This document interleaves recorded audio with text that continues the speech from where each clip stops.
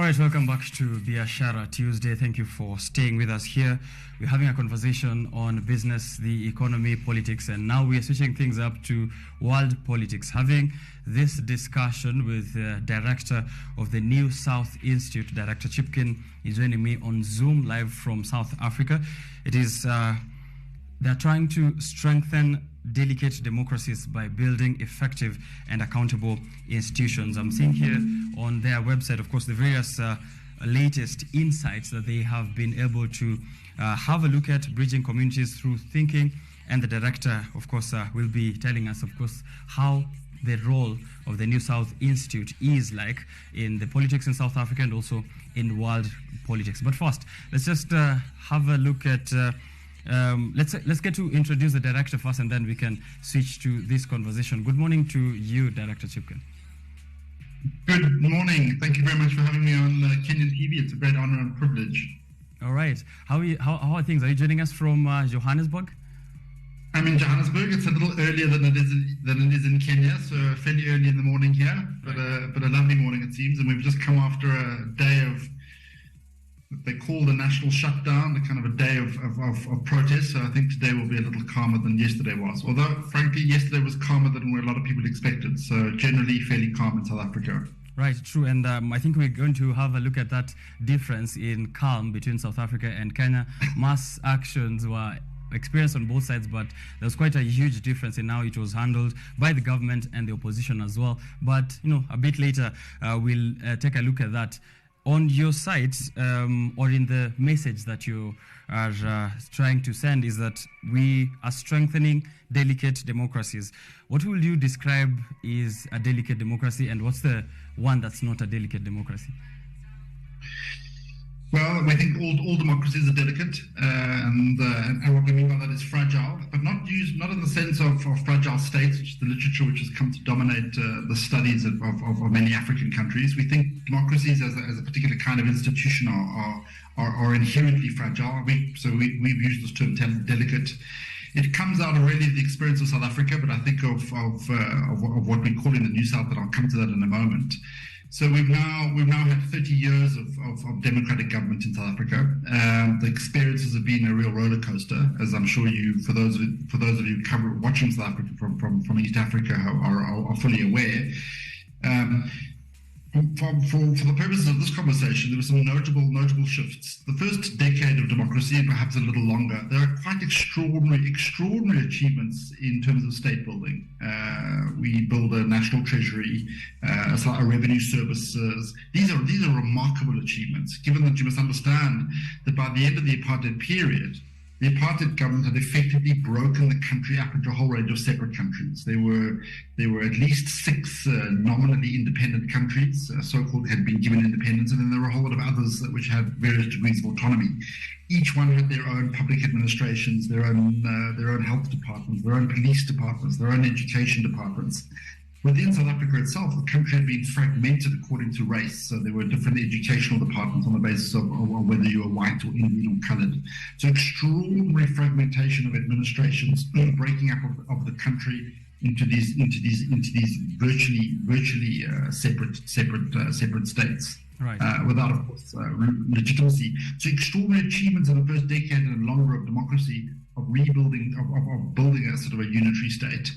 And then what we saw from around the mid-noughties, 2015 or so, a tremendous decay or undermining of these very institutions. South Africa's had a real sort of roller coaster ride. We think that this South African experience is one which is of great value and trying to understand for South Africans, but also more generally. I think it parallels experiences in many countries in the world, including across the African continent, but also in South America.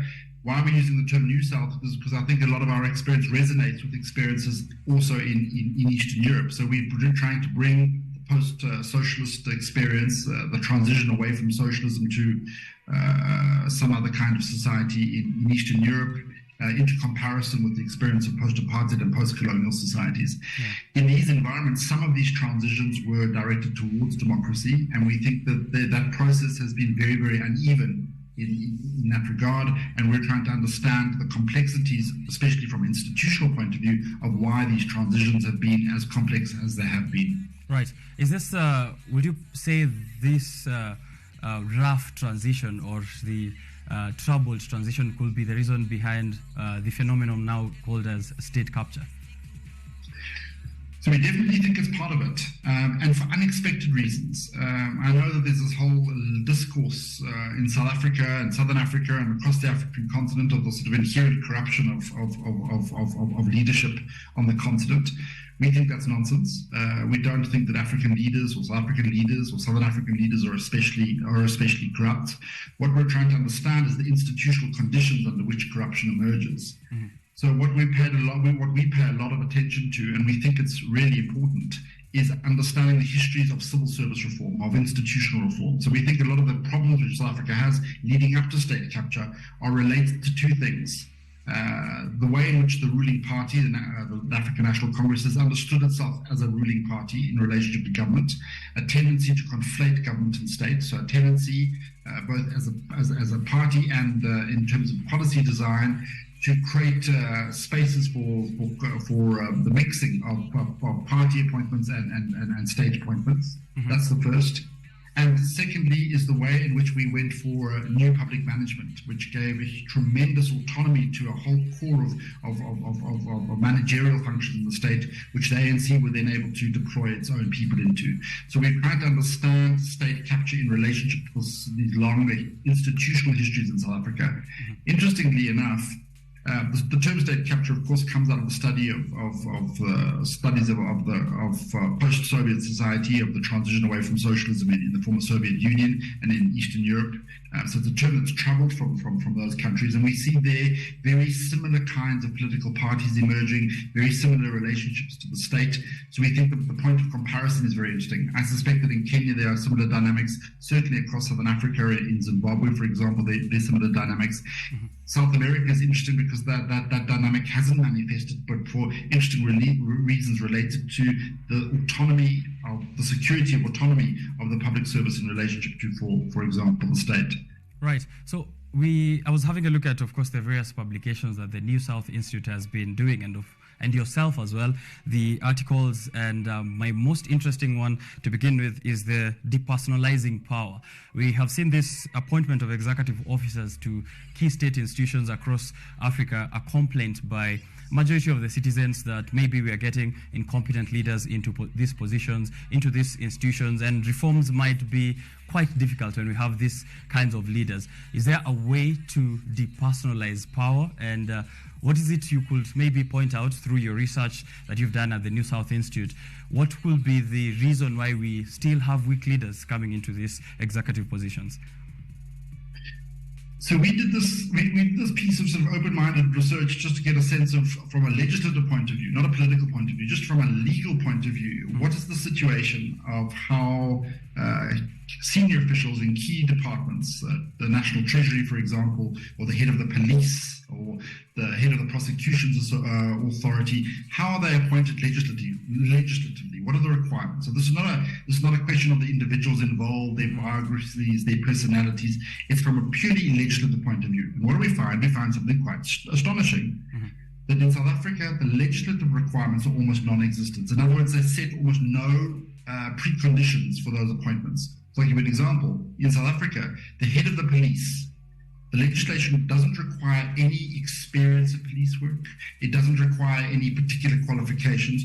All that it requires of the head of the police in South Africa is that they don't have a criminal record. So we see similar kinds of laxity, of openness in this appointment across departments and across the state. We think it was deliberate. We think it was deliberate to allow politicians to appoint their people into those key positions. So it's not a question simply of the African National Congress. We think this politicization of the administration has been written into the very structure of the civil service. So this for us is a starting point.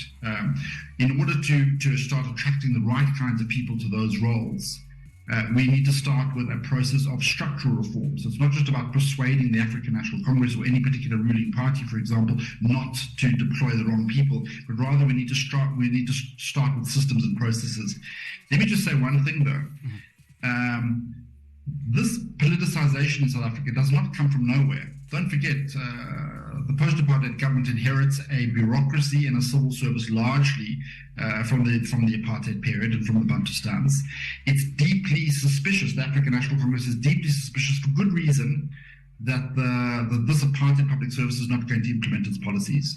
So it deliberately politicizes the administration in order to get the transition going, so that we can understand the reasons. The argument just now is that perhaps those reasons are past now, fulfilled themselves.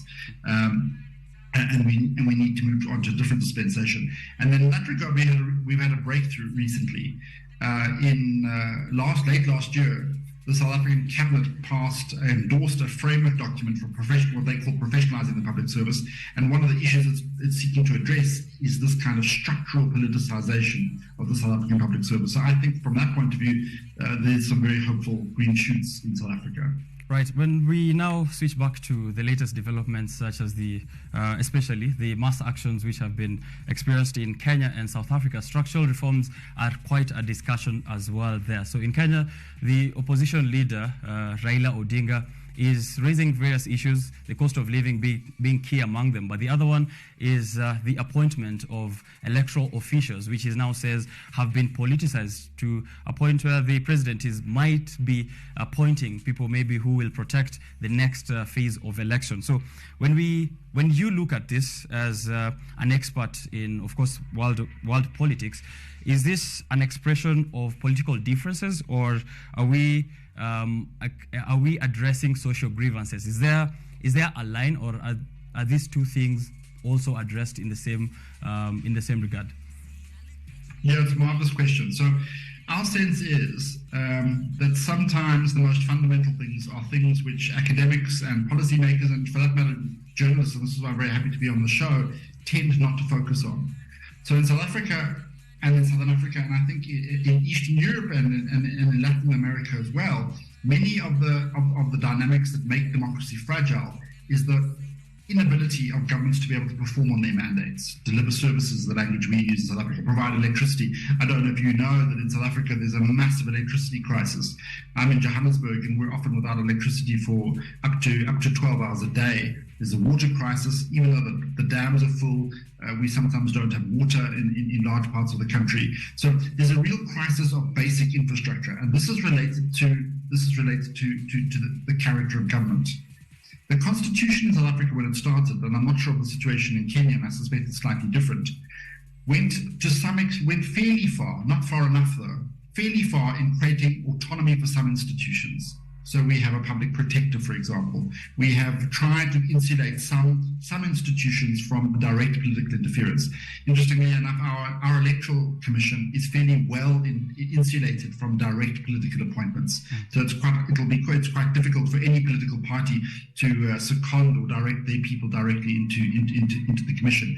So to some extent, the constitution is done fairly well. But in the civil service, in the public service, local government and in provincial and national government, in those departments, in state-owned enterprises, that insulation is very, very weak. And it's precisely that weakness in those key institutions that political parties have been able to take advantage of to put their own people into. I suspect in Kenya, I don't know the situation in Kenya, it'd be very interesting to do that comparative work, but it sounds to me is that one of the things to investigate as journalists and as policymakers is the degree to which institutionally, in terms of the institutional design, key institutions like your electoral commission are insulated or properly insulated from political parties. In other words, how possible is it in terms of the law and in terms of process, is it for the ruling party or for politicians to deploy their friends or colleagues or allies or cadres into those key positions?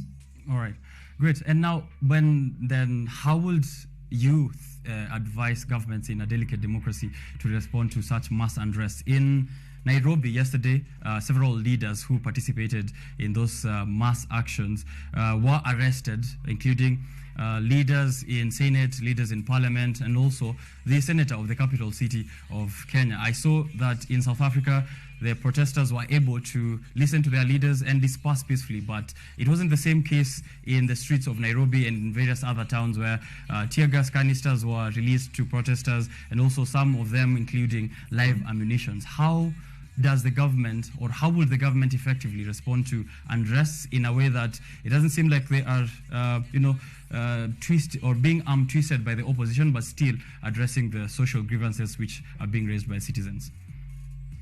I mean, again, this is another great achievement of South Africa over the last 30 years, is that South Africa's democracy is robust. I mean, there really is democratic contestation. The African National Congress has been in power for all this time, since 1994. But its own internal dynamics are complicated, but the opposition to the ANC is often fierce, both from other political parties, but also from civil society organizations. In fact, former President Jacob Zuma, who was at the receiving end of massive opposition, including from opposition around state capture, often complained that he's the elected president of the country, and yet he seems unable to rule because the courts and civil society organizations are able constantly to second guess his decision making. So, from that point of view, South Africa is fairly robust. Yesterday was an interesting experience. An opposition political party, the Economic Freedom Front, called for what they call the national stay away, to try and sort of close the economy for a day to demonstrate their authority. There were sort of worries of violence breaking out and of looting. In fact, the day was very, very peaceful. EFF turned out that it was hardly able to deliver large crowds at all. Very, very small turnout for its protests. But what was interesting is that there was never a question of the right of the EFF to protest, never. So that right was absolutely respected. Instead, what the government did, for the first time actually ever, was a huge police turnout. So the police were present on the streets. From the reports that I've seen, they were pretty well behaved. There was an incident in the inner city of Johannesburg where the police seemed to break up an EFF demonstration in a fairly robust way, but I don't think there was any sense that no one was hurt or anything like that. And it sounds as if they were acting within the boundaries of the law. But generally speaking, the police acted within the law. The protesters acted within the law. The army, which was also on call, acted within the law. So yesterday was actually a remarkably peaceful day, and many people were saying that they haven't felt so safe in South Africa for a very long time, precisely because it was such a large police deployment in the country. So I think from that point of view, it does sound that South Africa is in a different place to Kenya. Our democracy is much more robust and perhaps less delicate than it is in Kenya. But there's one caveat to all of that. Mm-hmm. We are going into a period now where the African National Congress is clearly in decline. There's a real possibility that it'll fall below 50% in the next election, which means it will not be able to rule on its own, plus ruling coalitions. We're in a phase of quite complex and turbulent coalition politics in South Africa. So there is a question mark over whether the ANC will be able to come to terms with no longer being a ruling party, but merely being one party amongst lots of other parties contesting for power. So that question we haven't tested that yet, and that's where we're heading, and that's going to be fairly exciting, I can say, also quite worrying and nerve-wracking times ahead. Right. When it comes to matters of the opposition confronting the government, there's usually a talk of sometimes called conspiracy, but there's usually a talk of external factors. And do you think that could be also the case, seeing that 5 African countries yesterday participated in mass actions, and these were all also around the same theme, the cost of living, and all happening on the same day? Could we point to external factors, or is that just plain old conspiracy? It's a fascinating coincidence. I must be honest, I wasn't aware of it, so thank you for bringing that to my attention. I'll look at that. There's a very great paper by an American scholar of Indian origin, Vijanti Rao, and she did a whole lot of work on what she called simultaneity, the coincidences of events across the world, and she drew some very interesting connections. I would be surprised, to be honest, if there was any planning or any coordination between these events across these countries, especially as they're related to the EFF protest. If you mean a hidden hand in something conspiratorial and nefarious, I would be surprised. If there was some kind of coordination between an EFF planning committee and others, it would suggest to me a very great degree of thinking of South Africa outside of South Africa's borders. So I'd be surprised. I would be happily surprised by that. My guess is though that it was a coincidence, at least as it relates to events in South Africa. All right, great. You in 2022 October, you published a very interesting opinion piece here on the Sunday Times. If China can make corruption work in its favor, why not South Africa? I've not been able to go through the whole piece behind the paywall, but I'd love to know, how did China make corruption work for itself, and how can Kenya, South Africa, and other nations also make it work? Yeah, the piece is a little, it's not tongue-in-cheek, but it was an attempt to try and push back against some of the discourses in South Africa and on the continent more generally, that the overwhelming problem in our countries is corruption. So I tend not to believe so. I think that our institutions and our leaders are not especially corrupt relative to the rest of the world. And as it turns out, when you look at the situation in China, of which in South Africa there's a real preoccupation with China. The current leadership look to China as a political model, but they're especially fascinated by its experience of delivering long-term economic growth, high-speed growth, but also delivering infrastructure in a fairly remarkable way. So the Chinese example is very, very present in South Africa. I'm not sure that's the case in Kenya. But when you look at the Chinese example, what you'll find is, what the literature says and what academics and public policy people will tell you, is that the Chinese civil service is very capable on the one hand. On the other hand, it's monumentally corrupt. There is a very famous book which came out, it's about 10 years ago now, called The Gilded Cage by Yun Ang. She's from Singapore. And what she describes, she's got this whole model of what she calls unbundling corruption. And her argument essentially is that the Chinese civil service is monumentally corrupt. What's interesting about the book, and this was the link into South Africa, is that she compares China to lots of countries, including South Africa, and what she finds is that Chinese corruption is similar to South African corruption. I won't go into the details there. What she argues is that in China, that corruption has helped facilitate development and growth. So the Chinese corruption, which is massive, ironically enough, has been an instigator or helped facilitate massive growth and massive development. In South Africa, it hasn't been the case. There has been massive corruption, but it hasn't been facilitator of growth and development. And I was trying to understand why. The difference, I think, is that in China, the civil service is corrupt, but it's also highly capable. Whereas in South Africa, the civil service, actually the civil service is not so corrupt, but the civil service is not so capable and is corrupt as well. So I think a lot has to do with those questions which I was raising right at the beginning of our conversation around institutional capacity, institutional design, especially as it relates to the civil service. Right. Superb. And the deep pockets of China are appreciated across Africa. Their presence in Kenya is probably as big as it is in South Africa. And I was having a look at their investment. Last year, China replaced the United States as Africa's second largest trading partner. And these figures show that right after Europe, Chinese investment in Africa tops $9 billion. What should we make of China's surging interest in Africa? Well, of course, commercially, it's an enormous opportunity. Seems to be lots of competition currently going on. China, America, obviously, there's Russian involvement. There's even Turkish interest as well, growing interest. In South Africa, China's investment is not especially high, except in certain areas. We still South Africa's largest trading partners are the European Union and the US, which of course raises all sorts of questions in South Africa because our foreign policy is very strongly directed towards China, but also increasingly, as you might know, towards Russia. South Africa remains, in the language of the government, non-aligned in relationship with the war with Ukraine. We recently were involved in the naval Russian warships outside of Simonstown in South Africa. So kind of very close relationships with Russia. So, and yet economically our ties are in another direction.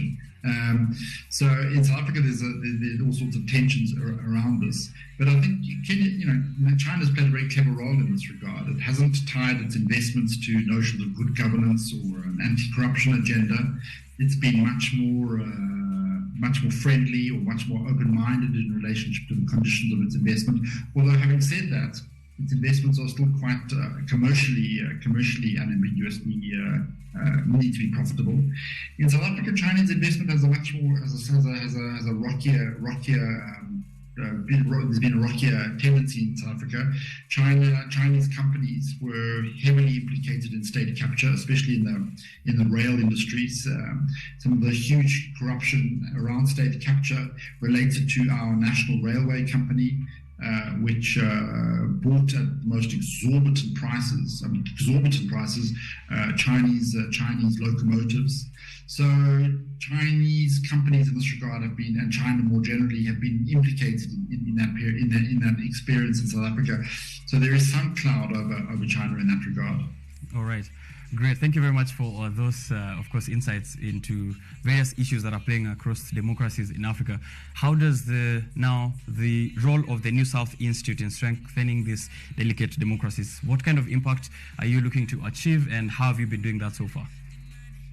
Yeah, so I think this conversation, hopefully, at least as I'm talking and realizing more and more that the complexities and challenges in our context in South Africa, in Southern Africa, in Kenya, East Africa, West Africa are enormous. The institutional challenges of dealing with the kinds of things that we've been discussing today. We think that one of the key ways of negotiating or navigating these very, very complex situations is by building the prestige and the capability of public policy thinking, public policy analysis.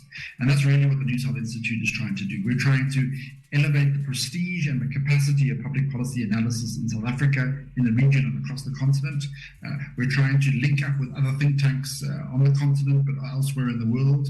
We're participating in London, for example, in the On Think Tanks conference, which is this huge global network of think tanks. We're part of. We're hopefully joining the Southern Voice, which is another network of global think tanks from the global South, to build these communities of think tanks to elevate the prestige of public policy, but also so that we can start developing concrete solutions to some of these very, very difficult challenges that we have. How, for example, to better insulate the Kenyan Electoral Commission from political interference, how to manage the electricity crisis in South Africa. These sorts of concrete questions require concrete answers, but the answers often lie in a deep understanding of our histories, of institutions, and of the politics, which we cannot just take off the shelf from best practice experience coming from the global north. So we need to find solutions to our problems based on our own histories and our own experiences, and by learning from those around us. And that really is what the New South Institute is trying to do. And I think we are beginning to achieve. We're doing a lot of work on migration, civil service reform, security reform, policing and intelligence, a lot of work on welfare reform, and as I keep saying, a lot of work on trying to think the Eastern European experience in relationship to the post-colonial experience. And there the connections are fascinating. Right, and of course, I'm sure some of these reports and research evidence and the results that you receive from what you're doing, it's stuff that we can read on your site and also on the newsletter. Absolutely, and all our stuff is available for free off our website and in various other formats. We're publishing it academically a lot. We try to put that out on free platforms as well. All our reports are available. More and more of our work is international and comparative. Alan Hirsch, who heads up a migration program, for example, they've just finished some major work looking at migration dynamics in East Africa, working with Kenyans. We've got part of our team is Kenyan. That work will come out soon. I think you'll be fascinated to read it and to cover it. It looks at migration patterns across Africa comparatively. It finds, for example, which is probably not such a big surprise to Kenyans, but the largest movement of Africans is not out of the continent.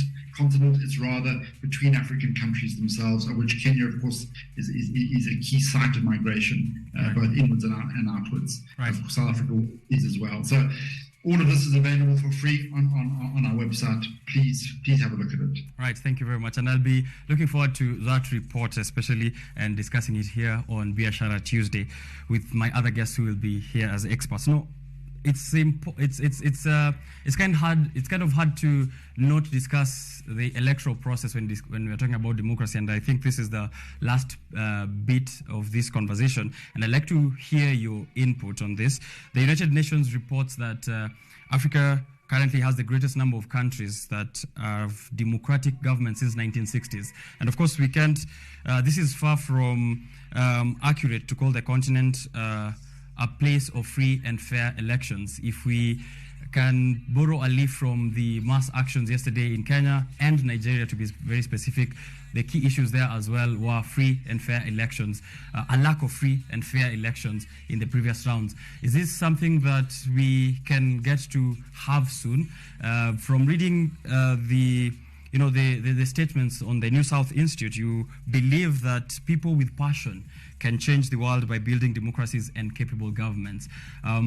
Is it possible to get people with passion who can also ensure free and fair elections across democracies in Africa?